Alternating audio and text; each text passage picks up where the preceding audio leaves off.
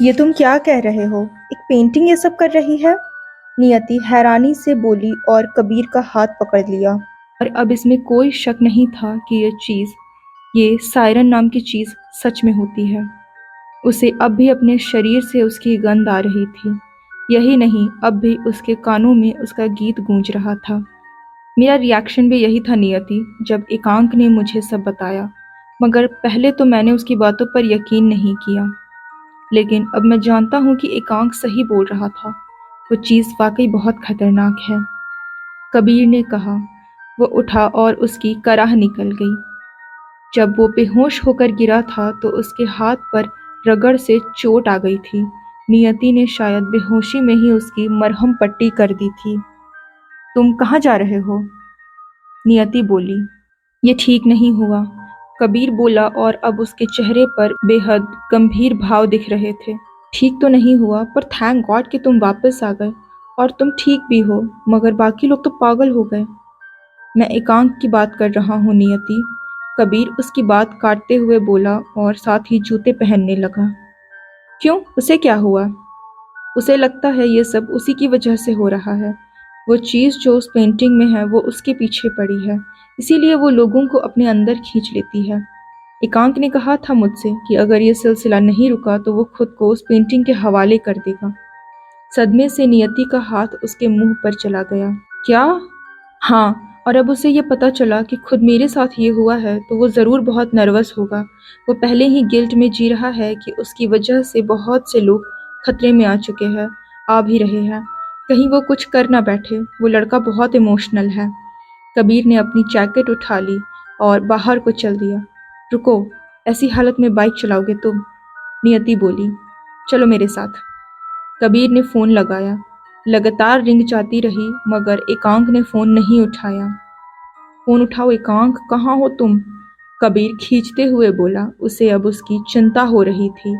नैना हाथ में चाय का कप लिए बालकनी पर खड़ी थी।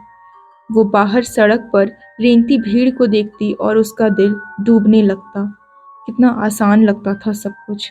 घर से निकलेगी, अपने प्रेमी के पास जाएगी और दोनों मिलकर एक सुखद सपनों सा सुंदर जीवन जिएंगे। तब कहाँ पता था कि दुनिया की हकीकत कितनी क्रूर है। जब ये रूमानी पर्दा आंखों से सरका तो सबसे पहले उसके प्रेमी की असलियत ही सामने आई।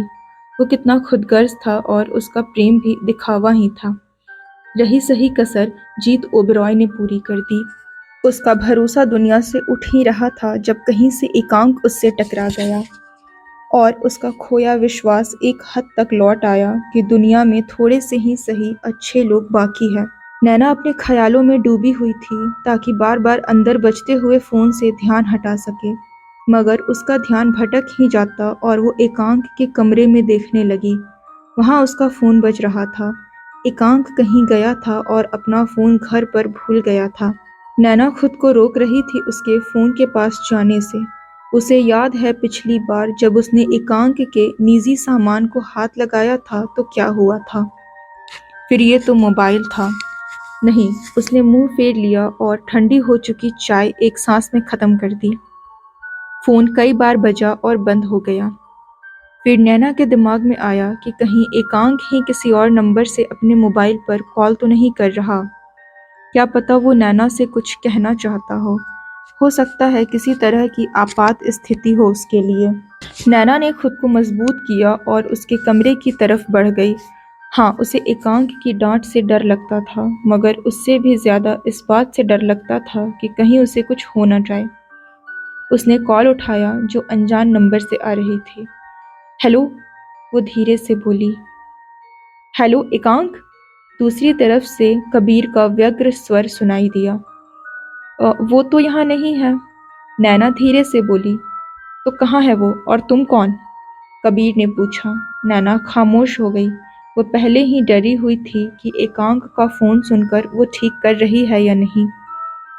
नैना, तुम नैना हो ना? कबीर ने पूछा। कौन? मुझे कैसे जानते हो? नैना बुरी तरह हड़बड़ा गई। हम मिल चुके हैं, याद है? तुम्हारा सूटकेस लेने तुम और एकांक आए थे, जीत ओबेरॉय का फार्म हाउस। मैं भी आया था उस दिन। कबीर ने उसे याद दिलाया। नैना कुछ हद तक आश्वस्त हुई।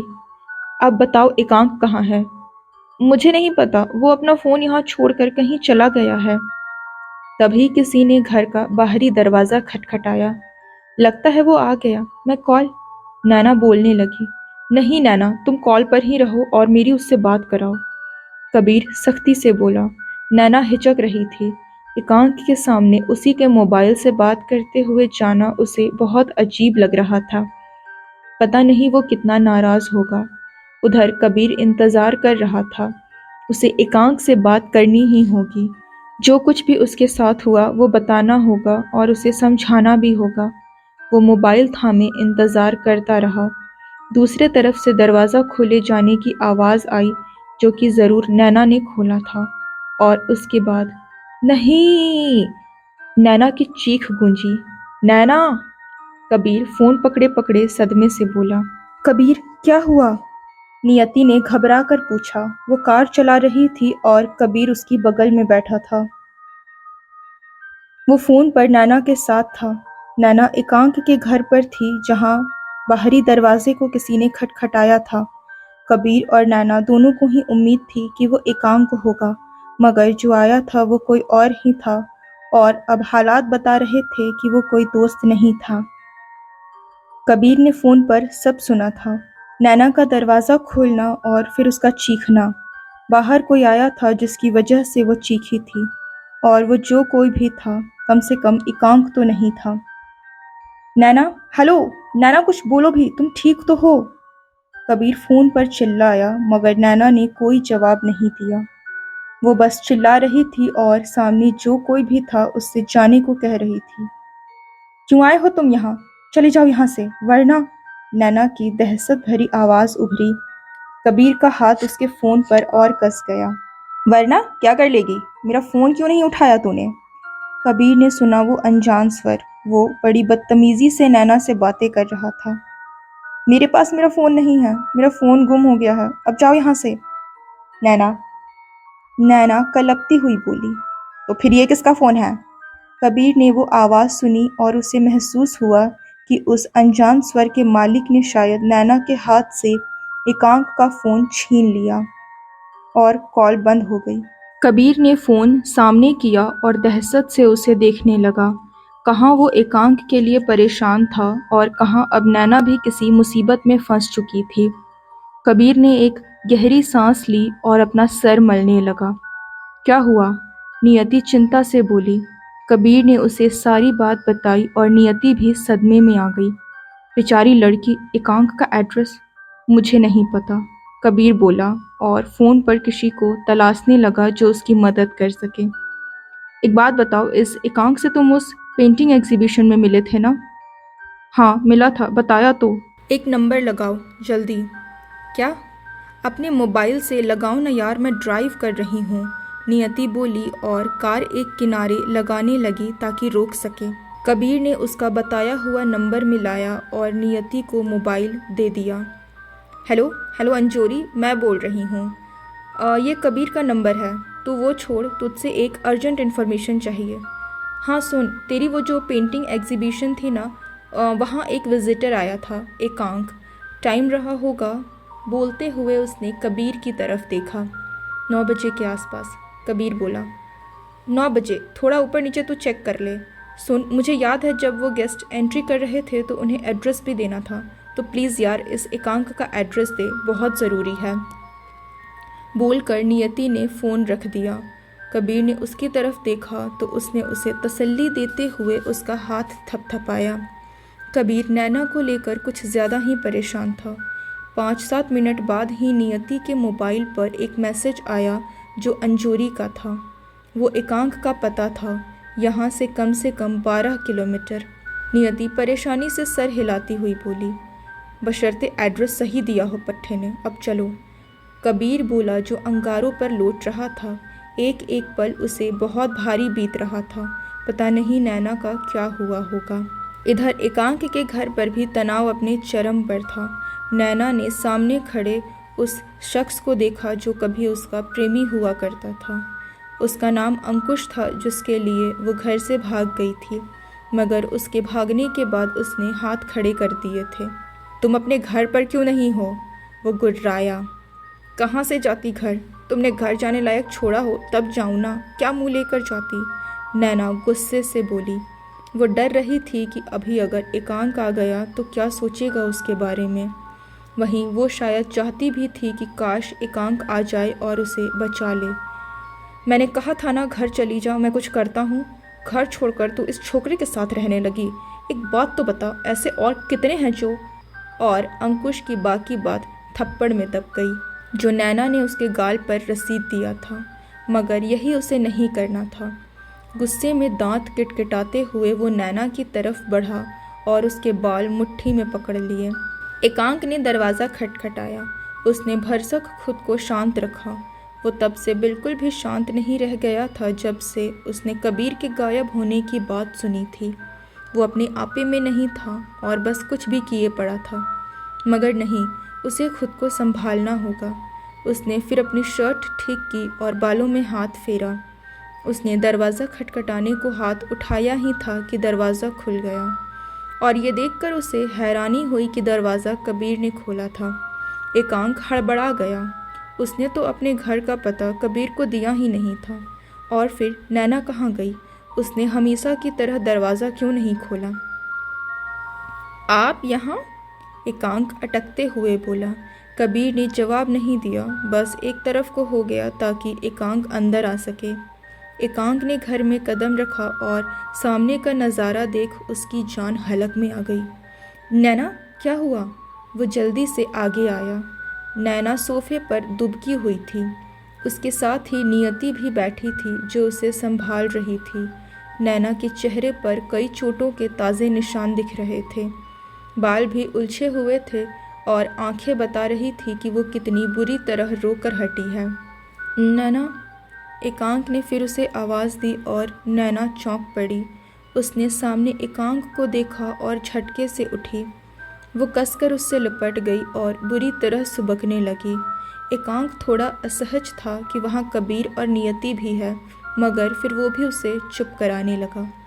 वो भी हैरान था कि उसके साथ क्या हुआ था।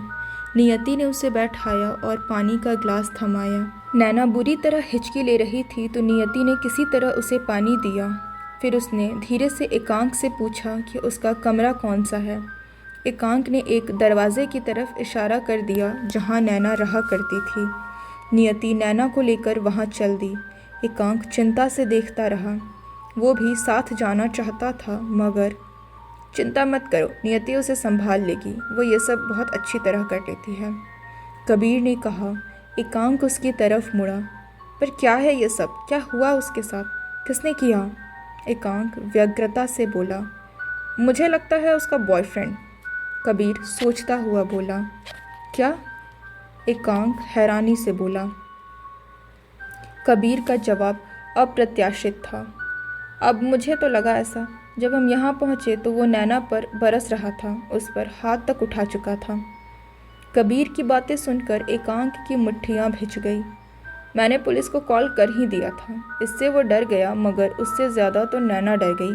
उसने रोका मुझे पुलिस को कॉल करने से। मैंने उसे बहुत समझाया पर वो नहीं मानी। पुलिस की बात पर उसका बॉयफ्रेंड भागने को हुआ पर भाग नहीं पाया। हाँ, 2-4 हाथ खाया उसने भी, कबीर ने आराम से कहा। एकांक दुबले पतले से कबीर को घूरने लगा। नियति ने हाथ साफ किया उस पर, बहुत भड़क गई थी वो, कबीर ने बताया। मेरा वो मतलब नहीं था, एकांक जल्दी से बोला। वो आगे कुछ कहता इससे पहले नैना के कमरे का दरवाज़ा खुला और नियति बाहर आई। कॉफ़ी बनाना है, किचन? उसने पूछा। एकांक ने इशारे से बता दिया। कुछ देर में नियति कॉफ़ी लेकर वापस कमरे में चली गई। कबीर ने देखा एकांक नज़रें चुरा रहा था। कहाँ थे तुम? वो भी फ़ोन घर पर छोड़कर? मैं तुम्हें कॉल कर रहा था, कबीर बोला। बस मैं था कहीं, एकांक इधर उधर देखते हुए बोला। वो कबीर की तरफ देख भी नहीं रहा था। और अच्छा हुआ कि फ़ोन घर पर छूट गया, वरना पता नहीं क्या हो जाता, वो नैना के कमरे की तरफ देखता हुआ बोला। हाँ, एक लिहाज से अच्छा हुआ। खैर, तुम्हें नियति ने बताया तो होगा, कबीर सीधे मुद्दे पर आता हुआ बोला। एकांक ने मुश्किल से उसकी तरफ देखा।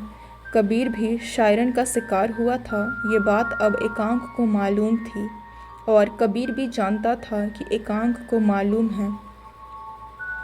तो आपने देखा उस चीज़ को? एकांक बोला और कबीर ने उसकी आंखों में डर की झलक साफ महसूस की। नहीं, देखा तो नहीं, मेरे साथ भी वही हुआ जो तुम्हारे साथ हुआ। मतलब? बस कुछ ही सेकंड्स को रहा होऊंगा मैं वहाँ, मतलब ठीक से तो याद नहीं, पर कबीर सर खुजाता हुआ सोचने लगा। ये आप क्या कह रहे हैं? एकांक हैरानी से बोला। क्यों, क्या हुआ? नियति मैम के माने तो आप कम से कम 1.5 दिन तक लापता थे, एकांक ने कहा और कबीर ने आंखें सिकोड़ ली। इतना वक्त? वह हैरानी से बोला। एकांक ने सर हिलाया। कबीर सोचने लगा। मुझे लगता है वो कोई और ही डायमेंशन है। वो जगह जहाँ वो सायरन है, वहाँ के समय का हिसाब किताब हमारी दुनिया से अलग है। शायद वहाँ का समय हमारी दुनिया के समय के मुकाबले धीमा हो या बिल्कुल स्थिर ही हो, तभी तो वहाँ के कुछ पलों में यहाँ के 1.5 दिन बीत गए, कबीर ने कहा। एकांक के चेहरे पर भी समझ के भाव आए। मगर एक बड़ा सवाल ये है कि आप वापस कैसे आ गए, वो भी थोड़े ही समय में? एकांक बोला। आ तो तुम भी गए, बताओ कैसे? कबीर ने कहा और कंधे उचका दिए। वो बात कर ही रहे थे जब बत्ती गुल हो गई। कबीर ने तुरंत अपने मोबाइल से रोशनी की। एकांक उठा और एक दराज से कुछ मोमबत्तियां निकाली। बैकअप जैसा कुछ? कबीर ने धीरे से पूछा। पुराना बना अपार्टमेंट है और यहाँ तो ये हमेशा का लगा रहता है, एकांक बोला और अपनी जेब से माचिस निकालकर मोमबत्तियों को जलाने लगा। वहीं एक कैंडल स्टैंड भी था। उसने एक मोमबत्ती उसमें लगाई और अंदर चल दिया जहाँ नैना और नियति थे। एकांक को ये देखकर अच्छा लगा कि नैना अब काफ़ी हद तक सामान्य हो चुकी थी। नियति अब भी उससे बातें कर रही थी और नैना ध्यान से सुन रही थी। जाहिर सी बात थी, नियति बहुत परिपक्व थी और उसे ये सब संभालना अच्छी तरह आता था। एकांक ने मोमबत्ती वहीं रख दी और बाहर आ गया। अब वो थोड़ा खुश लग रहा था, मगर जब वो बाहर आया तो देखा कबीर फर्श से कुछ उठा रहा था और एकांक की मुस्कान सिकुड़ सी गई। वो कुछ सिगरेट थी जो उसकी जेब से निकलकर गिर गई थी जब वो माचिस निकाल रहा था। वो जल्दी से कबीर के पास पहुंचा। कबीर ने एक भाव उठाकर उसे देखा। वो मेरा एक्चुअली कभी कभी वाला है, पर आप नैना को मत बताना, एकांक खिसियाना सा बोला, फिर बुरी तरह छेंप भी गया। आखिर उसे क्यों लगता था कि नैना को इस बात से फ़र्क पड़ेगा, या फ़र्क पड़ना भी चाहिए। आखिर नैना कौन थी उसकी? कबीर उसकी मनोदशा समझ पा रहा था। ठीक है, मैं नहीं बताऊंगा, मगर एक शर्त पर। वो क्या? कबीर उसकी तरफ झुका और दबी ज़बान से कहा, तुम भी नियति को नहीं बताना। क्या? एकांक हड़बड़ाया सा बोला। चियर्स। कबीर ने 2 सिगरेट उठा ली। एकांक झिझक रहा था तो कबीर ने ही अपने हाल ही में हासिल हुए लाइटर से दोनों को सुलगाया और एक सिगरेट एकांक की तरफ बढ़ा दी। दोनों कश लगाने लगे। साथ ही एकांक ने बाकी के सिगरेट और माचिस उठाकर जल्दी से अपनी जेब में भर ली। कबीर उसे ये करते देख रहा था और अचानक उसके दिमाग की बत्ती जली, वो भी सिगरेट और माचिस दोनों से एक साथ। सुनो, वो एकांक से बोला, तुम हमेशा ये माचिस अपनी जेब में ही रखते हो? सिगरेट तो कभी कभार की है, पर हाँ, माचिस तो हमेशा रहती है। क्यों? एकांक ने कहा। कबीर जवाब देने की जगह अपने लाइटर को घूरने लगा। ये लाइटर उसे हाल ही में मिला था। नियति को किसी का पड़ा हुआ मिला था, पर क्योंकि वो लाइटर सुंदर और कीमती था तो उसने रख लिया और बाद में कबीर को दे दिया था। तो इसका क्या मतलब निकाला जाए? क्या तुमने मुझे बचा लिया नियति? कबीर बुदबुदाते हुए खुद से बोला। कुछ कहा आपने? एकांक ने पूछा और नाक से धुआं छोड़ा, जबकि कबीर तो जैसे भूल ही गया था कि उसकी उंगलियों में भी जलती हुई सिगरेट दबी है। कबीर ने उसकी तरफ देखा और कहा, हाँ देखो, हम दोनों ही वहाँ गए और कुछ ही वक्त में लौट भी आए। तुम्हारी जेब में माचिस थी और संजोग से मेरी जेब में ये लाइटर, तो इसका कुछ मतलब निकलता है। क्या उस चीज़ को आग से दिक्कत है? और एकांक कबीर को घूरने लगा, जैसे अपने कानों पर यकीन ना कर पा रहा हो। मैं समझा नहीं, एकांक बोला। क्या नहीं समझे? सीधी सी बात है, तुम भी बस कुछ ही पलों में वापस आ गए और मैं भी। और हम दोनों में ही एक चीज़ कॉमन थी, हम दोनों के पास ही ऐसी चीज़ें थी जो आग जला सकती है। तो ऐसा क्यों नहीं हो सकता? कबीर ने कहा। एकांक सोचने लगा। देखो वो चीज़, मतलब सायरन, आखिर क्या है वो? कबीर बोला। क्या है मतलब? एक क्रिएचर है जो दिख भर जाए तो आदमी की मतलब डर से हालत ख़राब हो जाए। एकांक बोला। अरे बाबा, वो तो मैं समझ गया, मगर ये सायरन आती कहाँ से है? क्या ये भी इल्लू इल्लू करती है बेबी सायरन के लिए? कबीर ने खुलकर पूछा तो एकांक थोड़ा झेंप गया। वो मैंने भी बस कहानियाँ ही सुनी हैं, तो क्या बताऊँ? एकांक बोला। कहानियाँ ही सुना दो, मैं भी तो सुनूँ या बस सुनाता रहूँ? कबीर लापरवाही से बोला और अपनी सिगरेट बुझा दी। क्या क्या सुनाया आपने? एकांक उसे घूरते हुए बोला। कबीर एक लेखक था तो ये बात बस उसके मुंह से यूं ही निकल गई थी। कुछ नहीं, बस तुम मुझे इस सायरन नाम की चीज़ के बारे में बताओ, कबीर ने कहा। देखिए, जितना मुझे पता है ये कभी लड़की ही थी। हर सायरन कभी जीती जागती लड़की ही हुआ करती थी। फिर वो सायरन कैसे बनी? जिन लड़कियों की डूबने से मौत होती है उनमें से कुछ शायद सायरन में बदल जाती है। इस तरह वो अब समंदर के परिवार का हिस्सा है, उसकी प्रॉपर्टी है। एकांक बोला। इंटरेस्टिंग, ऐसा ही कुछ मैंने भी सुना था, मगर मरमेड के लिए सुना था। कबीर ने कहा। दोनों में ज़्यादा फ़र्क नहीं है, बस सायरन कुछ ज़्यादा ही डार्क होती है, और हाँ, ये इल्लू इल्लू भी करती है। एकांक बोला। कबीर ने उसे घूर कर देखा। अरे मेरा मतलब है, इस तरह भी इनमें ब्रीडिंग होती है? एकांक जल्दी से बोला। तो क्या मेल सायरन भी होते हैं? कबीर बोला। नहीं, वो बस मेरा मतलब है वो नॉर्मल ह्यूमन को इसलिए किडनैप करती है क्योंकि उन्हें बच्चा चाहिए होता है। एकांक बोला। कबीर उसे गौर से सुन रहा था। यार, कहीं इसलिए तो उसे तुम्हारी तलाश नहीं? कबीर अचानक बोल पड़ा और अब की बार एकांक बुरी तरह झेंप गया। और इसके लिए वो कब से बस मेरे ही पीछे पड़ी है? वो कबीर को घूरता हुआ बोला। हो सकता है ढंग से रहो तो काफ़ी हैंडसम हो सकता है वो सुंदर बच्चे चाहती हो। आई एम सॉरी टू से, पर अब आप बकवास नहीं कर रहे हैं? हाँ, मुझे भी लगता है, पर मैं बस एक संभावना के बारे में बात कर रहा हूँ। और वो आगे वाली बात? एकांक ने पूछा। देखो, अगर हम इस थ्योरी पर चले कि वो कभी एक जिंदा लड़की हुआ करती थी और डूबने ने उसे सायरन बना दिया, तो हाँ, ऐसा हो तो सकता है। सोचो ज़रा, क्या है वो? असमय मौत, अधूरी इच्छाएं, और भी बहुत कुछ। मरने के बाद भी वो एक श्रापित जीव में बदल चुकी है। क्या है उसके इर्द गिर्द? अंधेरा, नमी। वो समुद्र की गहराइयों में रहती है ना? एकांक ने सहमति में सर हिलाया। इन सब के विपरीत है आग, मतलब रोशनी और उष्मा, तो बिल्कुल उसे आग से समस्या हो सकती है, कबीर ने कहा और एकांक उसे घूरने लगा। क्या हुआ, मेरे भी पंख निकल आए? कबीर हंसते हुए बोला। नहीं, मैं बस सोच रहा था आप कौन हैं? क्या वही है जो नज़र आते हैं? इस तरह की सोच किसी आम इंसान की तो नहीं हो सकती, एकांक ने कहा। कबीर कुछ संभला। हाँ, आज कुछ ज़्यादा ही ज्ञान बगाड़ दिया था उसने एकांक के सामने। मतलब मैं बचपन से इस चीज़ से जूझ रहा हूँ और अब तो इस पेंटिंग ने भी उत्पात मचा रखा है, मगर तब से कोई ऐसा शख्स नहीं मिला जिससे मैं अपनी परेशानी बांट सकूँ। मगर पता है, आपको देखते ही मेरे अंदर से एक आवाज़ आई कि शायद आप इस पर यकीन कर लेंगे, तभी इतना कुछ बताया आपको। आपकी जगह कोई और होता तो अब तक तुम्हें पागल खाने भेज चुका होता, कबीर ने हंसते हुए कहा। वह चाहता था कि एकांक विषय बदल दे। तो ये सब इस वजह से हुआ कि आपके पास लाइटर था और मेरे पास माचिस, एकांक ने पूछा। तुम्हें और कोई वजह नज़र आती है? कबीर ने कहा। एकांक ने ना में सिर हिला दिया। वाकई कबीर की बातें तर्कपूर्ण थी।